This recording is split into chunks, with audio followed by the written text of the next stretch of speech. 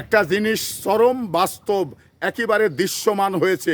যেই আওয়ামী লীগ ক্ষমতায় থাকতে আয়নাঘর করেছেন, আপনার গুম করেছেন, মানুষকে ধরে নিজে খুন করেছেন, তো সেই আওয়ামী লীগ তার শিকার হতে যাচ্ছেন অল্প সময়। কারণ আওয়ামী লীগ যে পথ দেখিয়েছে বাংলাদেশের রাজনীতিতে, সেই পথেই আওয়ামী লীগকে মানে প্রতীক হতে হবে, এটাই বাস্তবতা। তো এই জন্যেই বলেছেন যে কারোর জন্যে কুই খুললে ওই কুইতে যে নিজেকে ডুবে মরতে হবে, এটা কিন্তু আওয়ামী লীগের ক্ষেত্রে চরম বাস্তব।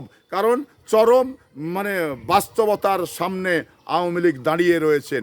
এখন আওয়ামী লীগ মানে আয়না ঘরে ঢুকবেন নাকি আন্দোলন করবেন, আওয়ামী লীগ মানে গুম হবেন নাকি আন্দোলন করবেন, এই সিদ্ধান্ত আওয়ামী লীগকে নিতে হবে। কারণ এটা দেখিয়েছে এই আওয়ামী লীগ, এটা করেছে এই আওয়ামী লীগ। তাহলে সেই আওয়ামী লীগকেই সিদ্ধান্ত নিতে হবে যে আমরা আসলেই গুম হব নাকি আন্দোলন করব।